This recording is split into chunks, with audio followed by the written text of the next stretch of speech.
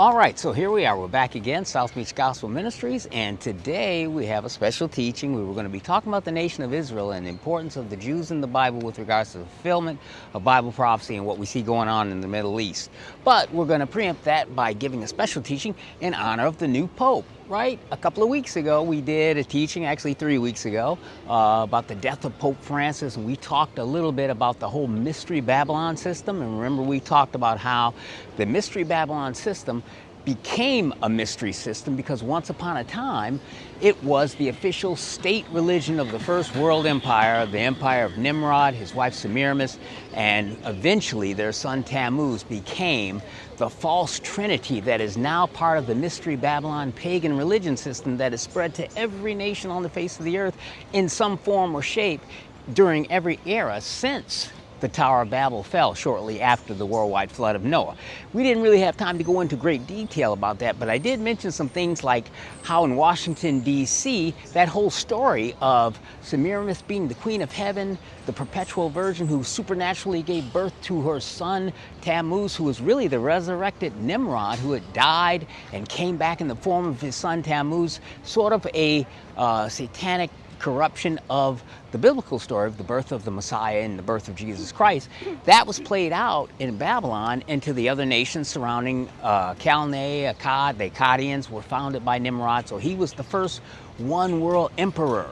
And when the people that followed the Lord who came out of the flood, sons of Shem, Noah's son Shem, righteous man, raised his kids up as Bible-believing believers in the God of the Bible, and eventually that mystery system that had alphabet letterism with children, and all kinds of blood sacrifices of animals and people.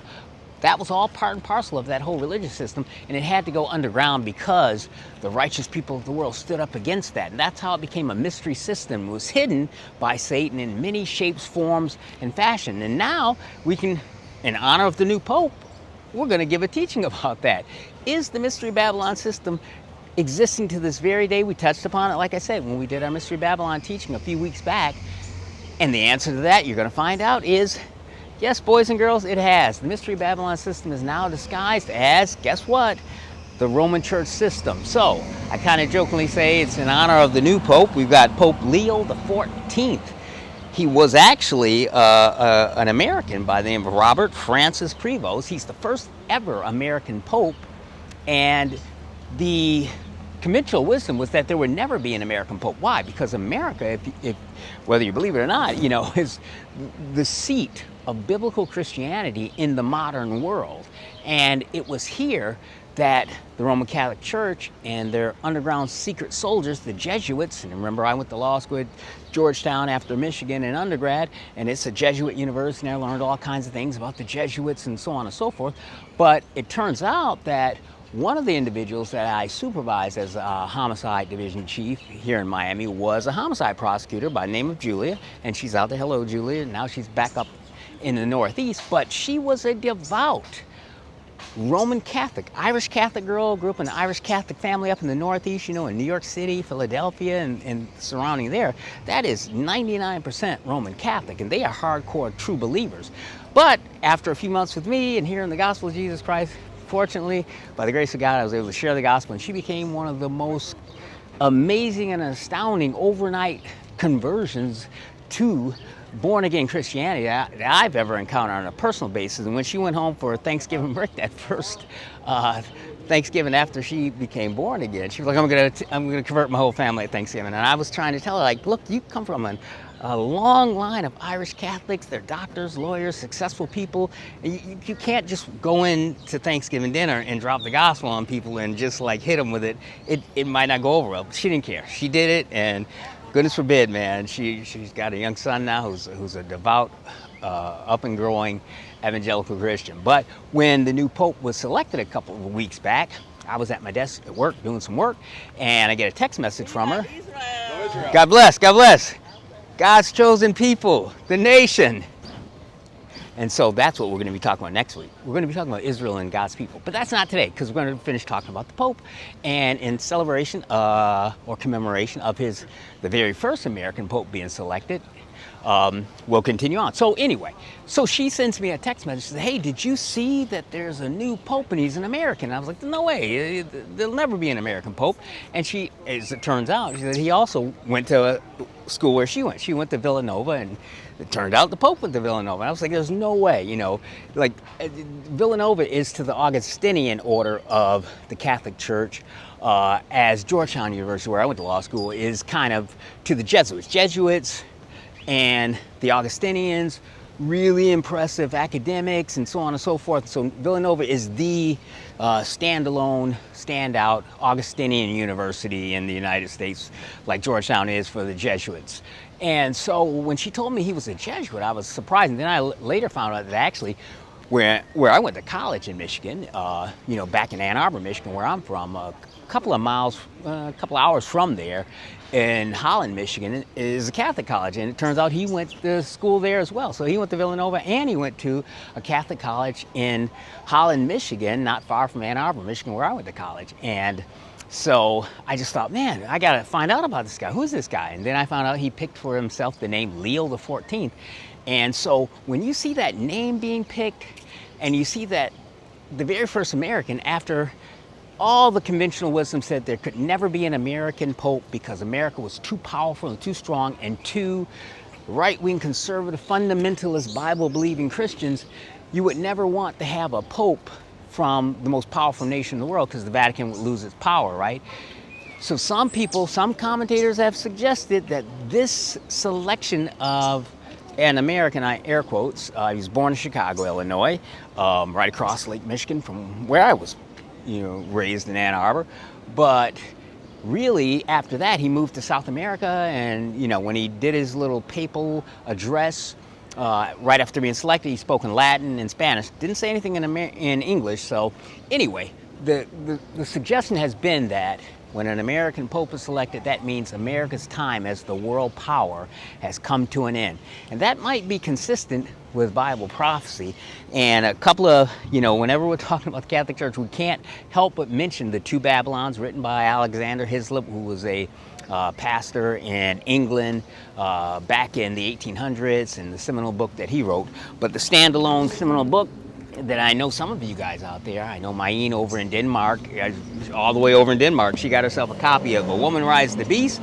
That is an incredible book by Dave Hunt. This is really the modern day seminal standalone for understanding how the Mystery Babylon system went from ancient Babylon and the Tower of Babel through the Roman Empire right to our present day Roman state church system set up in the Vatican. So we're going to be looking at a couple of passages in Scripture. We're going to start with the Word of God, and then we're going to take a look at a couple of passages from Dave's book and another book, Mystery Babylon Religion. I stumbled across this. This is a book I read, I guess, years ago, and it was written in the 1960s by this guy named Ralph Woodrow, and I had forgotten I had even had it. And when the Pope was selected, I was kind of looking at my library and my books and seeing what I have on Romanism, and I stumbled across this, and I saw some stuff in there that I think I want to share with you guys. And also, I'm going to include another video that was recorded probably just a couple of days before the Pope was selected. It's less than an hour, but it has some really interesting images. Remember, I talked to you guys about how Washington, D.C. itself was built by Freemasons who were also part of, it has been said, the Mystery Babylon system. And a Christian film producer and historian, Christian Pinto, has done a number of films looking at the historical background of Romanism, the Jesuits. Recently did one on how, you know, Georgetown University was involved in training up all the insider Jesuit secret soldiers who are attempting to overcome the United States of America and God-loving free people. Did you know that Abraham Lincoln himself suggested that the Civil War was caused by the Jesuits because they wanted the South to win, so that the strong foundation of biblical Protestantism, if you will.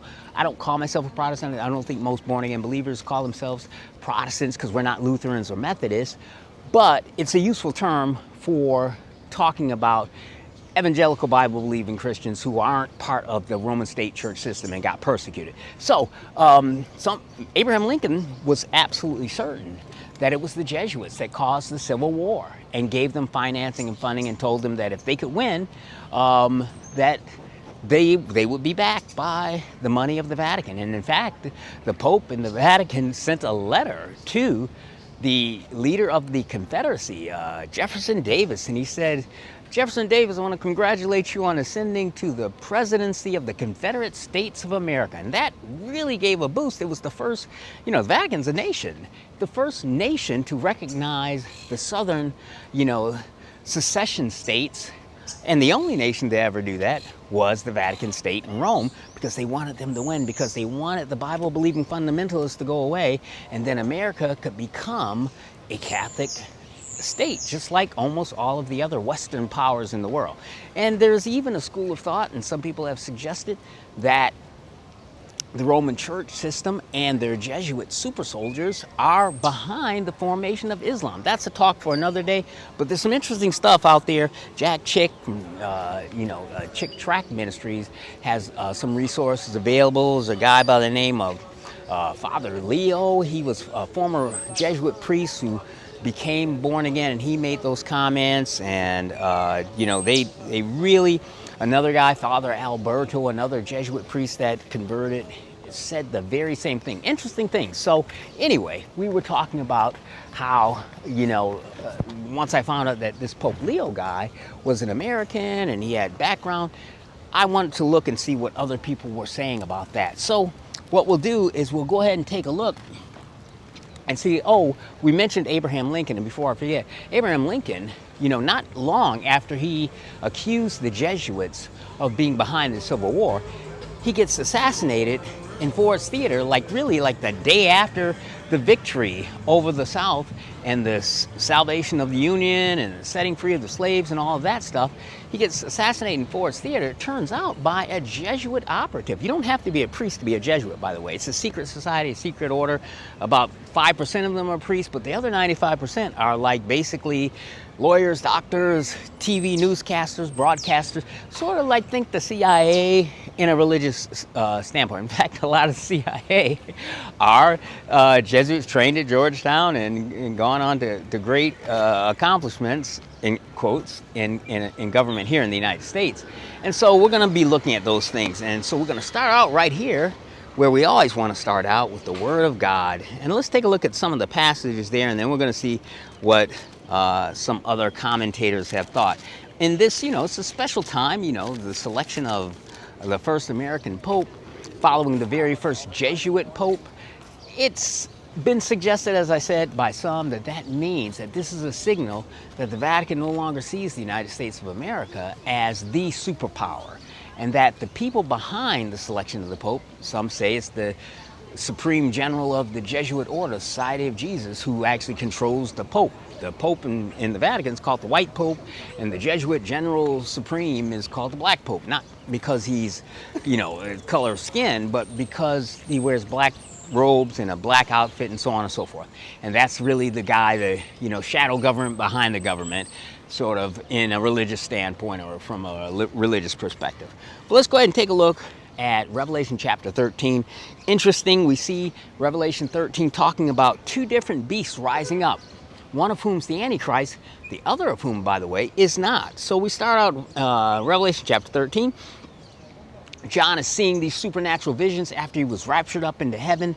He's seeing the final 7 years of human history after the rapture of the church, also known as the 70th week of Daniel. And that 70th week of Daniel is that 7-year period of time divided out into 2 3.5-year periods of time. And John sees this in that 7-year period of time. He says, "And I stood on the sand of the sea, and I saw a beast rise up out of the sea, having 7 heads and 10 horns, and upon his horns 10 crowns, and upon his heads the name of blasphemy." And those 10 horns ends up being very important in terms of trying to determine who this beast is. But then when we drop down to verse 11, he says, "And I beheld another beast coming up out of the earth, and he had 2 horns like a lamb, and he spake as a dragon." Some have suggested that this means he's going to be, speaking peace. He's going to be a man of peace and safety in the beginning, Then it goes on to say, he exercises all the power of the first beast before him, and causeth the earth and them which dwell therein to worship the first beast, whose deadly wound was healed. We looked at that otherwise. He was assassinated, died, went down into, last time we were here, we talked about hell and all the different places like Tartarus, the bottomless pit. Antichrist gets assassinated, goes down into the bottomless pit. Satan enters his body. He comes back out supernaturally possessed by Satan, resurrected from the dead after coming up out of the bottomless pit. Okay, and so he says, that caused the earth and them that dwell therein to worship the first beast, whose deadly wound was healed. That's what John is referring to. And he doeth great wonders, so that he maketh fire come down from heaven on the earth in the sight of men, and deceiveth them that dwell on the earth by means of those miracles that he had the power to do in sight of the beast, saying to them that dwell on the earth that they should make an image to the beast, which had the wound by the sword and did live.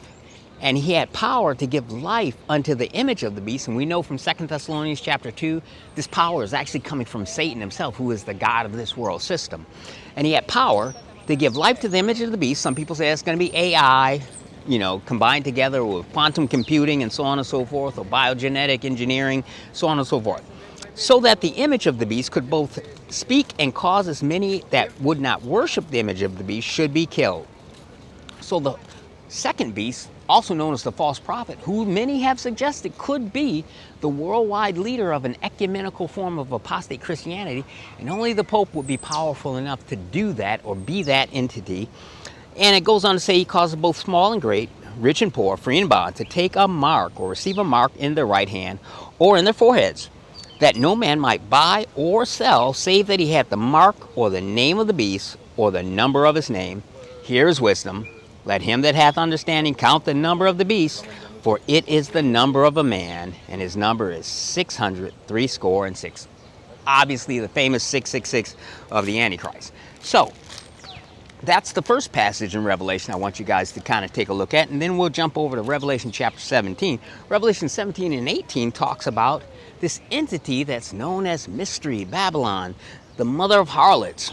And John goes on and he sees, as we get towards the end of this 7-year period of time, known as the 70th week of Daniel, or tribulation and great tribulation period, and he says, verse 17, chapter 17, verse 1 of the book of Revelation, there came one of the 7 angels that had the 7 vials, and he talked to me, saying unto me, come hither, and I will show thee the judgment of the great whore that sitteth upon many waters, with whom the kings of the earth have committed fornication, and the inhabitants of the earth have been made drunk with the wine of her fornication. So he carried me away in the spirit into the wilderness, and I saw a woman sit upon a scarlet-colored beast, full of the names of blasphemy, having 7 heads and 10 horns. And now we know from Daniel describing the Antichrist as having, you know, the 7 heads and 10 horns, and then we have it mentioned again in Revelation. So we know that John in Revelation 13, talking about the beast, is talking about who Daniel calls the little horn, or the Antichrist, back in Daniel chapters 7, 8, and then later in 9, we get that 70 weeks prophecy. And so he says, and the woman was arrayed, guess what, in purple and scarlet color, and decked with gold and precious stones and pearls, having a golden cup in her hand, full of the abominations and filthiness of her fornication. And then it goes on to say, and upon her forehead was a name written, Mystery, Babylon the Great, the mother of harlots, and the abominations of the earth. And I saw the woman drunken, not with wine, but with the blood of the saints, and with the blood of the martyrs of Jesus.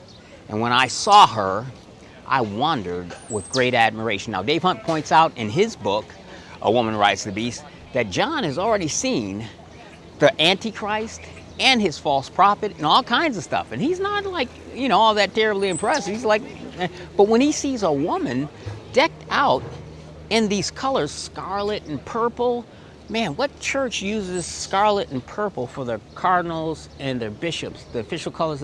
Anyway, but she's not drunk with wine. She's drunk with blood of people, her victims. Where do we see the actual ceremonial use of actual animal and human blood as part of a ritual where it is consumed?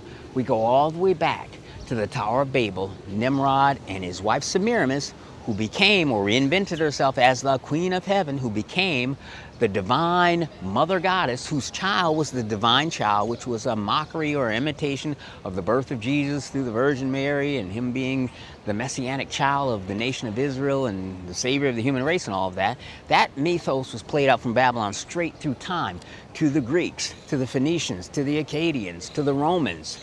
And it eventually infected the Roman government, Constantine the Great, and it became the official state church religion, and we're going to talk about that. But anyway, this woman is drunk with human blood. And let's just drop down. Verse 9, it says, "And here's the mind that has wisdom. The 7 heads are 7 mountains on which the woman sitteth." And Dave Hunt does a great job of pointing out, it's like, what city is built on 7 hills? Well, there are a few cities built on 7 hills, but none of those 7 cities built on 7 hills have the other qualifications where all the nations of the earth are under her influence or under its influence. So this woman is riding this beast, which is this false belief system that the argument's going to be made dates all the way back to ancient Babylon, and that she is controlling it. What John is amazed at is this little woman who's outfitted in scarlet and purple with gold and jewelry and got her hair done is controlling this monstrosity who controls all the kings of the earth. Like, how could she be doing this? What power does she have that she can control this? Why isn't it bucking her off like a bronco or something like that? And that's what causes him to be so amazed. And, you know, we go on a little bit later, and we see that the 7 kings and the 10 horns clearly are referring to not only the Antichrist, but the Antichrist kingdom that will be predominant upon the face of the earth at the last day. And let's just jump into Revelation chapter 18, and we'll finish up our scripture, and then we'll see what some of these guys that have more knowledge than me, at least, have to say about it. And so, chapter 18, verse 1, it says, "And after these things I saw another angel come down, and he cried with a mighty and strong voice, saying, Babylon the Great is fallen, and has become the habitation of devils and the hold of every foul spirit and every hateful bird." And then he drops down verse 7, and he says, "How she has glorified herself and lived deliciously, so much torment and sorrow give her. For she hath said in her heart," this is key, "I sit a queen, and am no widow, and shall see no sorrow." What queen have we been talking about in this whole Mystery Babylon system? The Queen of Heaven, who was Semiramis, and then became Astarte, Ashtaroth, Isis in Egypt, the Virgin Mary in Romanism, and the Lady of Fatima for Muslims who revere this woman as well. So we see that this queen is now being mentioned in the 5th to last chapter of the entire Bible, and she says, "I am no widow." What does that make in reference to? Anybody familiar with Freemasonic? Really, it's a religion. The Freemasonic order has a mythos that's based on the Babylonian story of Nimrod and Semiramis. And I think I mentioned Chris Pinto, filmmaker, made a really interesting film called Monuments in Stone, where he's comparing the architecture of Washington, D.C.'s National Mall to ancient Babylon, and we see that same replication in the Vatican Square, shockingly. And I've got a couple of images that I want to show you, but in the video that I'm going to link below, between 33 minutes and I would say 47 minutes, there are some images. Even if you don't have time to watch the whole thing, you got to go on there because it can show you in full color some of these images that I've talked about that are like just shocking to observe with your own eyes. There's, the patch that Katy Perry wore when she went up into space. We talked about that, and the divine feminine and all of that. There's really the upside down Baphomet head, and then we see the Pope hand signals are the same hand signals used by, hey, God bless you guys. All right, man. Free Israel, right? God bless. All right. L'chaim. So we saw that Katy Perry and those space ladies were wearing a Baphomet head, and we see that the Pope does hand signals and wears a head that's really Dagon, who's the fish-headed god that the Philistines worshipped back in the day when Samson fought against the Philistines and killed. Remember, he fell in love with Delilah. She cut his hair off, put his eyes out, and he was taken as a slave and placed in the temple of Dagon, the fish-headed god.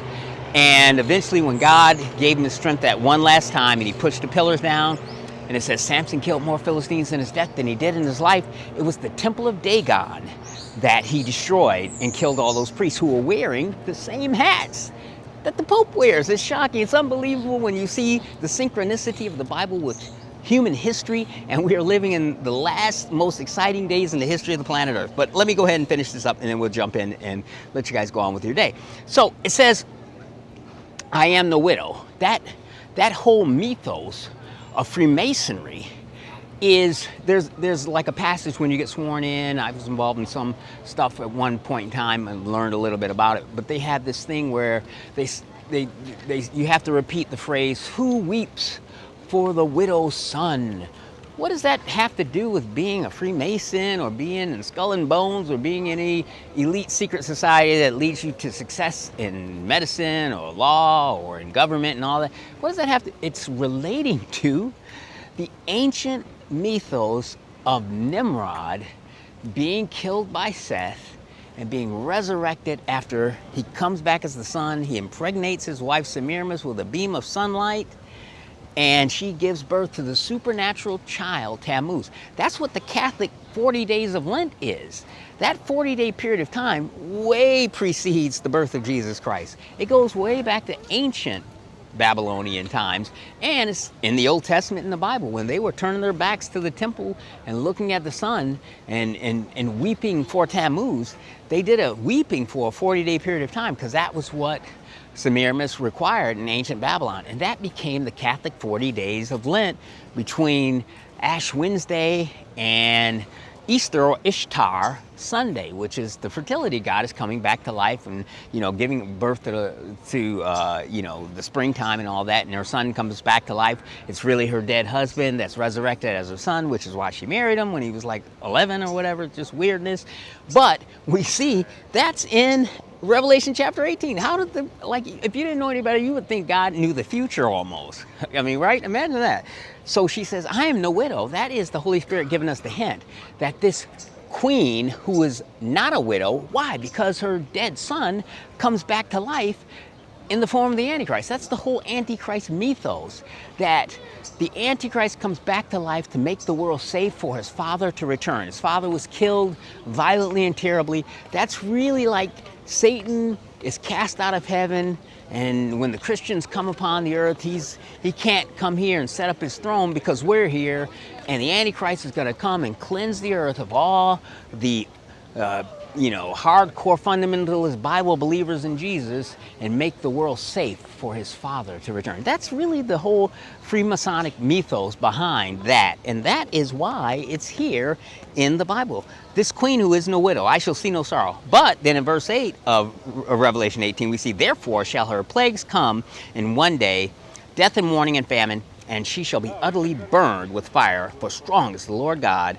who judges her. And then it says in verse 9, and the kings of the earth who have committed fornication and lived deliciously with her. It's talking about a system. This isn't just one girl, who had relations with all the kings of the earth over all time. No, this is talking about a system that transcends, one single lifetime into several generations of lifetimes. It says, kings of the earth have committed fornication and lived deliciously with her, shall bewail her and lament for her when they shall see the smoke of her burning, standing afar off with the fear of the torment, saying, alas, alas, the great city Babylon, that mighty city, for in 1 hour thy judgment is come. So you kind of got a sense of what my thoughts were on who this entity is. Let's take a look and see. We talked about the Jesuits. Let me just show you a little resource. Here's a resource that we have from Jack Chick's Ministries, and this is the Double Cross. It's a second part of a multi-part series, and he does a great job of putting in an accessible form comic books. I loved comic books as a kid. That's how I learned to read. That's how I got, good grades in school in reading comics, because comic books. And they put these stories out, and you read them, and man, it's shocking stuff what you read in there.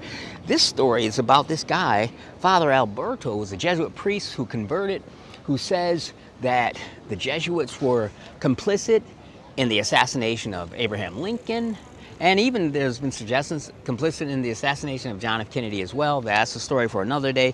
But I just wanted to read, they put a portion of the Jesuit oath into their comic, and I'm going to read that. So this is the actual Jesuit oath. So if you become a Jesuit, you could be like Anderson Cooper on CNN. You know, he admitted that he has ties to the CIA. There's this whole Operation Mockingbird where, you know, the CIA, who really were, what, the World War II Nazi mind control scientists and rocket scientists, came in under these different identities that were paperclipped to a clipboard, and they changed their names. That's why it was called Operation Paperclip.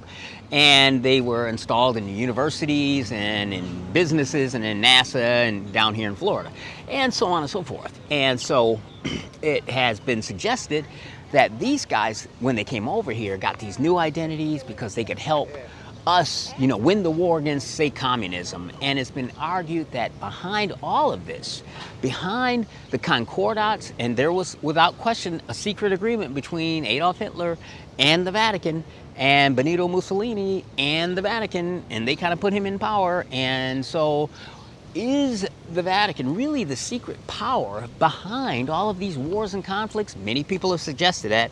But again, here is the Jesuit oath that you have to take, whether you go on to become Anderson Cooper, and I'm not saying he's necessarily a Jesuit, but he's a TV, you know, newscaster. You could be that, or you could be a priest, but only 5% of them become priests. Most of them become people working in, you know, in professional capacities. And it says this, here's the oath.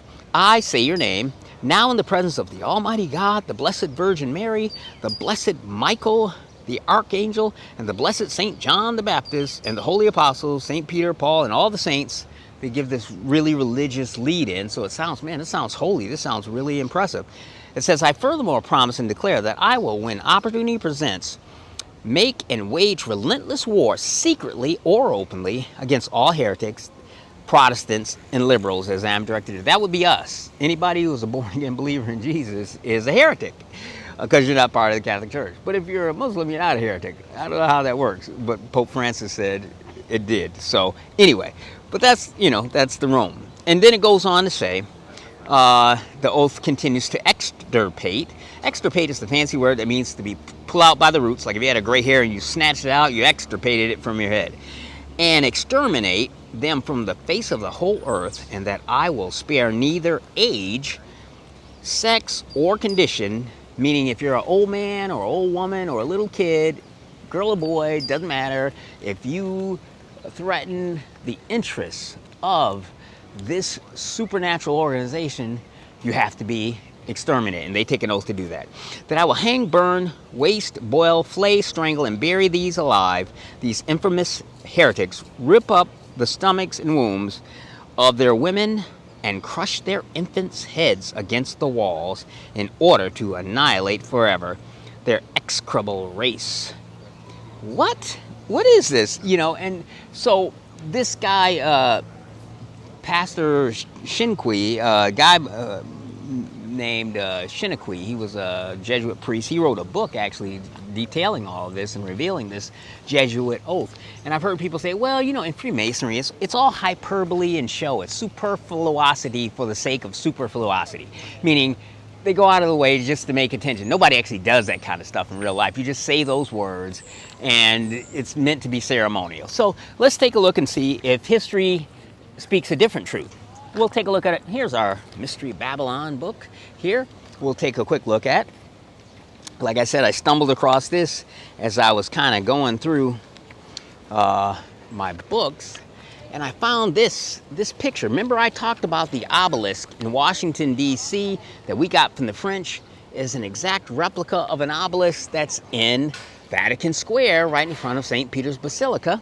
And that's not the greatest picture of it, but here on the second page, wow, there you go. You got the U.S. Capitol in Washington, D.C. I lived right down the street from there when I was in law school. Wait, nope, that's St. Peter's Basilica in Vatican Square in the Roman. What's that doohickey there? That is an obelisk that looks just like the one in Washington, D.C. And as I said, Christian Pinto says that that is really a symbol of what? The impregnated belly of Semiramis, impregnated by this. What is this? This obelisk here in Vatican Square is actually an ancient Egyptian obelisk.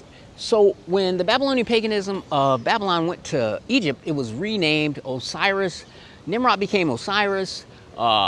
Semiramis became Isis, and their divine son Tammuz became Horus.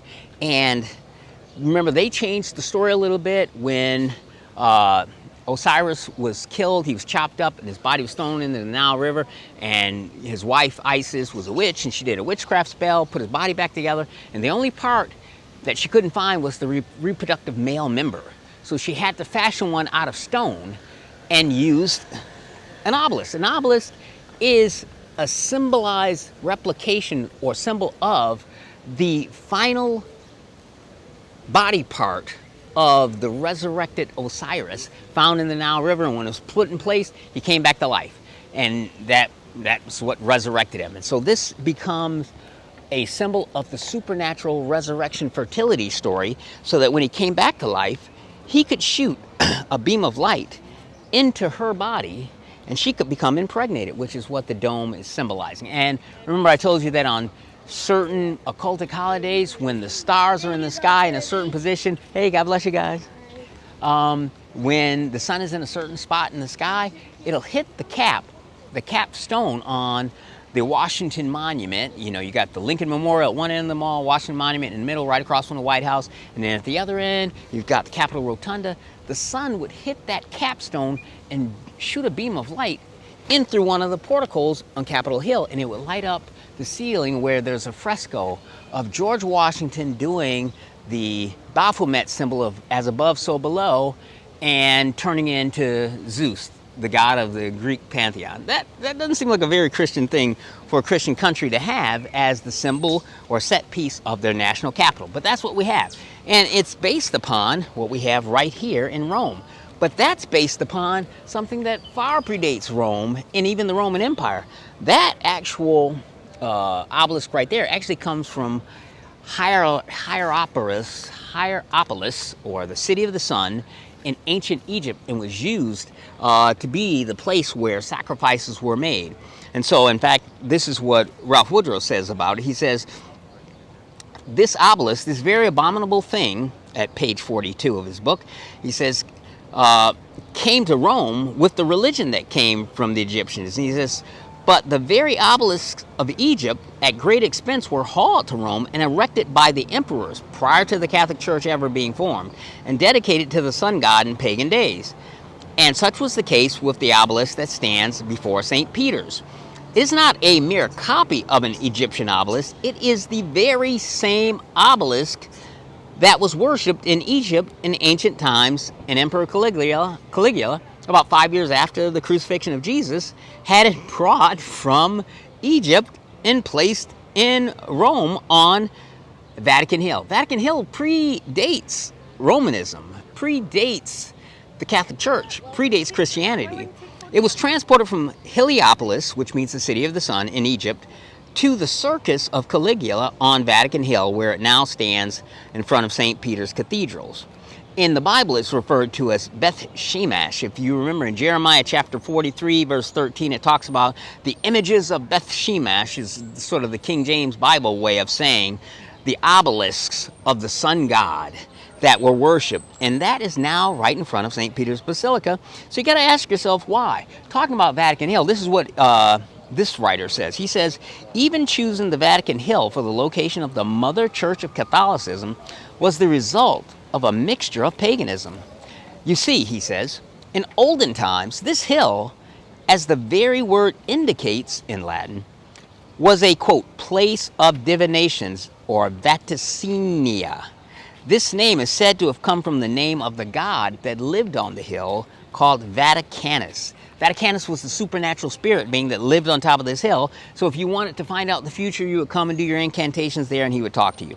And so he was headquartered on this hill, and later on, the hill was used for the annual festivals in honor of Attis, who's the bull-headed god, or Tammuz, the son of the great mother who died and came back to life, which is why, you know, the Queen of Heaven in Revelation 18 is saying, I'm no widow. My son, yeah, he was dead, but after we weep for him for 40 days, he came back to life.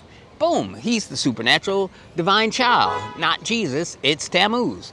And so he goes on to say paganism and Christianity were merged together on Vatican Hill on the very spot. And so I thought that was an interesting sort of set piece. I wanted to just give you guys a chance to take a look at some of the images.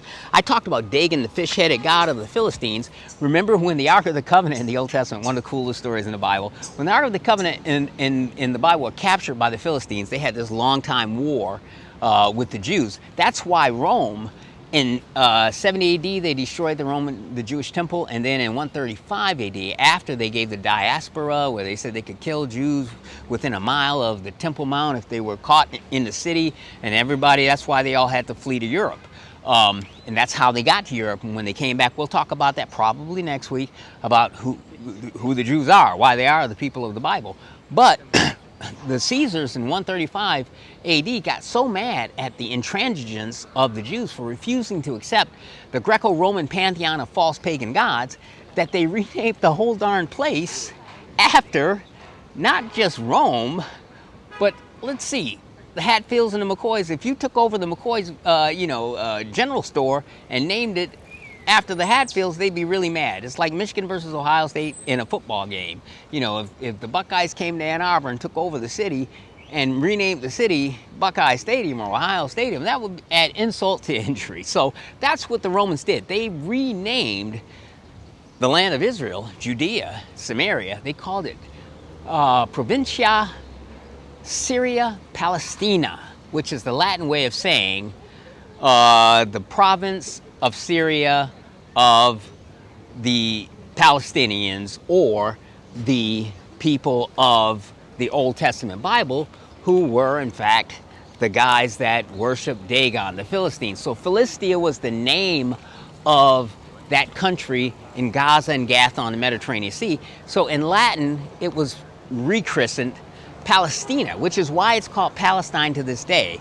The Romans weren't renaming it in honor of some indigenous Arabic-speaking people who worshipped Allah or something like that. No, it was being renamed in honor of an ancient people that didn't even exist anymore, just to add insult to injury to the Jews. But anyway, that story about Dagon, they took the Ark of the Covenant and put it in the Temple of Dagon, and the next day when the priests of Dagon, these guys, came into the Temple of Dagon, they found the statues of Dagon, the fish-headed god, laying face down on the ground with their heads crushed in front of the Ark of the Covenant. So like God went into the temple at night and beat up the images of Dagon, broke his head, and made him bow down in front of the Ark of the Covenant until the Philistines said, I don't know what's going on with the God of the Israelites, but we got to get this thing out of here. So they sent emissary to Israel and said, hey, come get your Ark of the Covenant and get it the heck out of here, because it's beating up the Dagon statues. But the priests of Dagon are right here. These are these guys. I put them in yellow. Take a look at that. Make a screen capture of that. See that little hat? That's supposed to be the fish head of Dagon, and that's his fish body going down to a tail.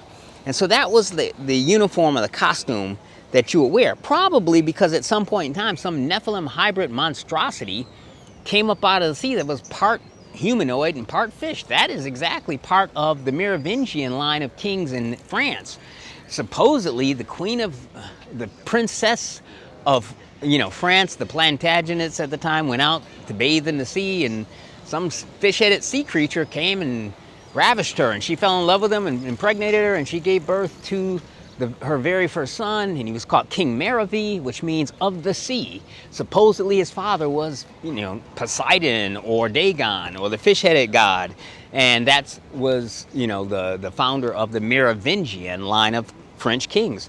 And so here's your Dagon fish-headed god priest, and here is a modern-day Catholic Pope wearing the fish-headed Mitre hat. That's supposed to, you see that? There's the mouth of the open-headed mouth. Put the little fish eyes. That could be like a carp. Used to catch those in the, Huron River. That ran through Ann Arbor after I got out of school, in elementary school. So again, you see, wow, Dagon is really living on, and the priests of Dagon, are they now living on in a priesthood disguised as something other than pagan Dagon worship? Here's another sort of image that you might take a look at, and I'll try to wrap us up really quickly. Here's the Pope with his Dagon head, fish-headed hat on, being carried like a king on a chair, you know. So yeah, you don't see that. You know, you didn't see Peter having that happen to him, or Paul. Paul got his head cut off. Peter got crucified. All the other apostles got killed. So you don't see that. So now we talked about sort of that Jesuit oath and how, oh, that's just superfluosity and hyperbolic language. Did anything like that ever happen? Well, here we go. Here's our historical part. Pope Leo X. This is the guy who the new pope took his name. He didn't necessarily mention Pope Leo X, but there aren't that many Pope Leos. And he had the right to choose the names that he wanted. The Pope Leos of the past don't have a good track record.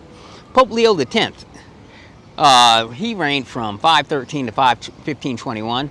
He was appointed to 27 different church offices before he was 13 years old. He was taught to regard ecclesiastical offices purely as a source of revenue. He bargained for the papal chair and declared that burning of heretics was a divine appointment. So he's the guy that said, burn the apostate, evangelical, Bible-believing Christians. And then Martin Luther, who was himself a Catholic priest, when he came to the seven-hilled city for the first time, he bowed down and worshiped the city of Rome and said, oh, Rome, you're so wonderful. This is so great. And then he went to dinner and he said the papal court was served at supper by 12 naked girls. And he was like, no one can imagine what sins and infamous actions are committed in Rome. So that kind of turned Martin Luther off from being a Catholic priest, even before the indulgences thing, and he nailed his 95th species or 95 theses on the Wittenberg Chapel Cathedral door. He was already kind of freaked out when he went to Rome for the first time and saw like naked girls serving dinner at the papal palace. And he mentioned that he stumbled across a couple blocks from St. Peter's Basilica a statue for a female pope. And not too many people know that there was a female pope that succeeded Pope Leo IV when he died. He was succeeded by a girl who was pretending to be a guy, actually. And as the story goes, she was eventually found out when she got pregnant, and there was some kind of papal procession, and she gave birth in the street during the parade, and it was terrible, and she died on the spot. And they built a statue to commemorate her. So, you know, Martin Luther was like, hey, you know, women can't be pastors in the Bible, but there was a lady pope? What's that about? So that's when he kind of understood that the Catholic Church wasn't really a biblical, Bible-believing religious institution. And we talked about that Jesuit oath that I just read from the Jack Chick comic, talking about the conversion of the Catholic priests. And, some people would say, oh, that's just hyperbole. Nothing like that ever happened in real life. But we see here, Ralph Woodrow, he goes on to point out, he says, when he did a historical overview, he said, many of those noble souls who rejected the false claims of the fallen church and the Pope, looking instead to Jesus Christ for salvation and to his word for truth, were called heretics and were bitterly persecuted. Not just by being kicked out of church, but one of the documents, these papal bulls, when the Pope signs something, he orders it, it's sort of like a jihad thing. He does a papal bull. Pope Innocent IV signed a document that stated heretics were to be crushed like venomous snakes.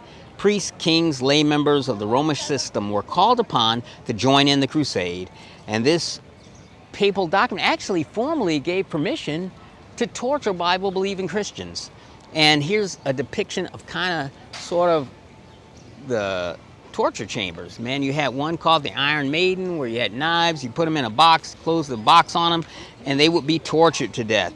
And, Mr. Woodrow goes on to write on page 108, he says, others who rejected the teachings of the Roman Church had molten lead poured into their ears and mouths, eyes gouged out, and others were cruelly beaten. Like molten lead? Who came up with that? Like, that just staggers the imagination that this stuff happened in real life. There's historical proof of these things. Like, who would do that? Why would that happen? He goes on to point out, those that rejected the Catholic dogma in France, it's estimated that 100,000 Albigenses, who were Bible-believing Protestants, fell in one day. When I was a kid growing up in Michigan Stadium, or growing up in Ann Arbor, a few blocks from Michigan Stadium, you go into Michigan Stadium, it was always 100,000 people. That would be consistent with me going into a Michigan Stadium football game, Michigan versus Ohio State, would be about 105,000 people in the stadium, which is more than the city of Ann Arbor when I was a kid. It was like 80,000. And then on Michigan football Saturday, it'd be over 100,000 just in the stadium. And before the start of the fourth quarter, every single person in that stadium will be killed. That is what happened to the Albigenses. That's what happened to the Waldenses. That's what happened to the Huguenots and the Hussites, the Massacre of Orange. Even at the time of Napoleon, he was shocked and the soldiers were shocked. And when they opened up some of these dungeons where the Inquisition prisoners who were Bible-believing Christians were imprisoned, it says, even the soldiers of Napoleon were shocked at the condition of these people as they came out. And so Woodrow finally he says, now I ask you, how could such a system that instituted this horrible Inquisition of the Dark Ages be the true church? How could these sadists, these monks and priests be members of the pure, spotless, and undefiled Christ? Or could their leader be the Pope of Rome, be representative of that Christ on earth? He says, it's impossible. He says, no, a million times no. The answer, I think we find, is we'll take a look really quickly at some of the writings of Dave Hunt, Woman Rides the Beast, man, best book ever written on the topic. As we finish up here, Dave kind of points out in page 38 of his book, he says the United States has been the dominant industrial and military world force for the last 50 years. That dominance, however, is waning and doomed. Now, he wrote this many years before the first American Pope was selected, and people are saying that very same thing. Dave was saying this, 20, 30 years ago. The prophecies are clear. The Roman Empire will be revived with the Antichrist seat in Western Europe and the world religions headquarters in Rome, as we shall see. And then he points out, sort of ominously, the United States is not mentioned in Bible prophecy. And then he points out, he says, the 10 toes on King Nebuchadnezzar's image represented the 10 future kings in Daniel chapter 2, verse 44, and it declares in straightforward language, and in the days of these kings, Daniel 2, verse 44, shall the God of heaven set up a kingdom that shall never be destroyed.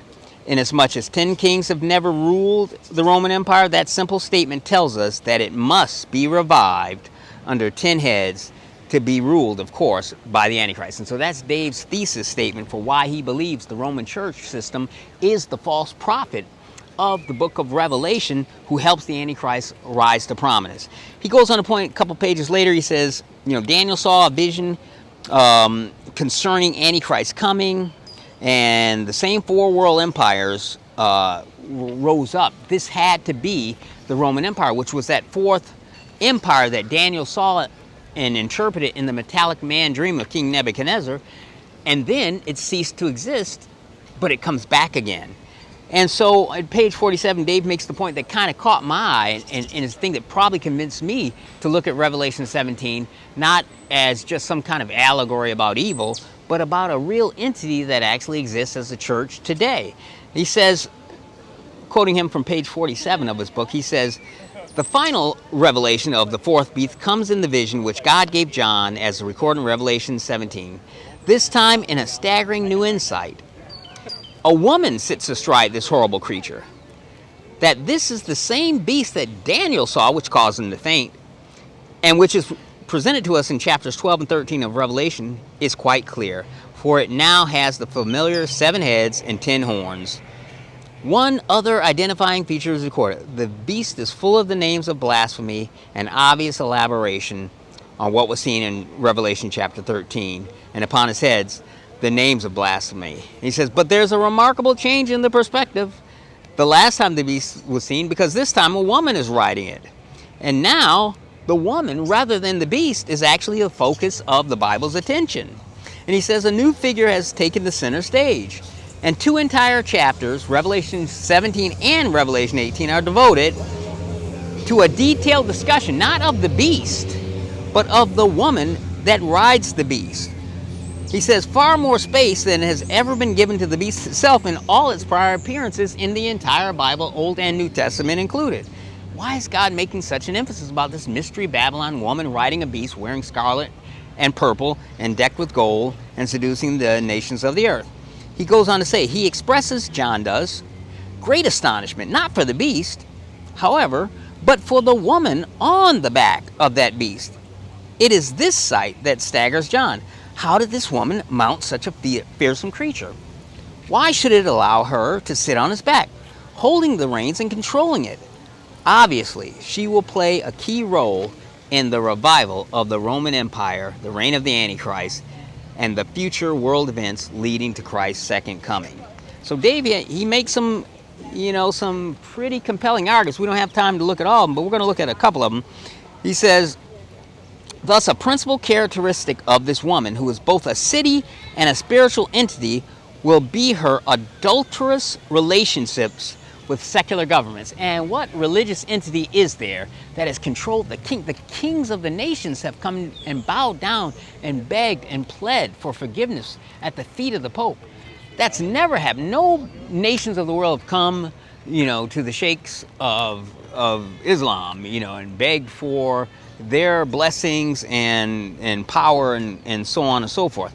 It's only the Roman state church king, the Pope, that has been able to do that. And again, now taking in mind, the comic book version of the Jesuit oath that we looked at, Dave has a section that talks about the martyrs as well. He says, chapter 17, he says, the woman is astride a beast that is drunken with the blood of the saints and with the blood of the martyrs of Jesus. It is a horrible picture, but one which history fully authenticates for Rome alone and no other city. Every citizen in the empire was required to be a Roman Catholic. Failure to give wholehearted allegiance to the Pope was considered treason against the state, punishable by death. Here was the basis for slaughtering millions. As Islam would be a few centuries later, a paganized Christianity was imposed upon the entire populace of Europe under the threat of torture and death. Thus, Roman Catholicism became the most persecuting faith the world has ever seen. Pope Innocent III murdered far more Christians in one afternoon than any Roman emperor did in his entire reign. And that's a quote from Will Durant, one of the world's most famous historians. He says, compared with the persecutions of heresy in Europe from 1227 to 1492, the persecution of Christians by the Romans in the first 3 centuries after Christ was but a mild and humane procedure. He says, we must rank the Inquisition, along with the wars and persecutions of our time, as among the darkest blots on the record of mankind, revealing a ferocity unknown of any beast. That's not talking about Islam. That's not talking about Soviet communism. That's not talking about Chinese communism. That's not talking about World War I or World War II. That's talking about a state church system that traces its heritage and its history all the way back to the very beginning of beginnings, right after the flood of Noah, the Tower of Babel, and the ancient city of ancient Babylon on the banks of the Euphrates River. That tower being ruled by Nimrod, his wife Semiramis, and their eventual son Tammuz.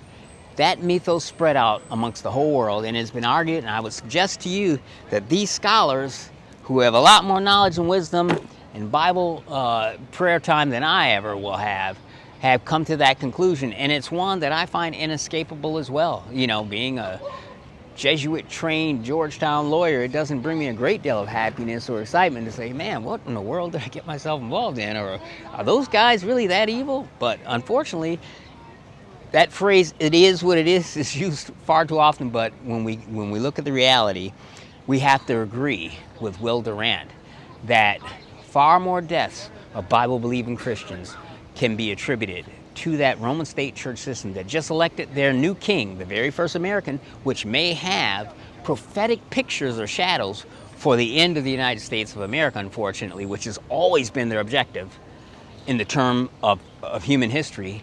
And as was pointed out by Dave Hunt, America is not mentioned in Bible prophecy. So are we in that last window of time? Is this new election of this new Pope proof that we've reached the end? We'll find out shortly. But until next time, I'm going to let you guys go. Look down in the comments, make comment, like, and subscribe, and check out that video I gave you guys. And until next time, keep looking up for our redemption. Now, it's really drawing nigh, and we're going to keep looking up until it's there.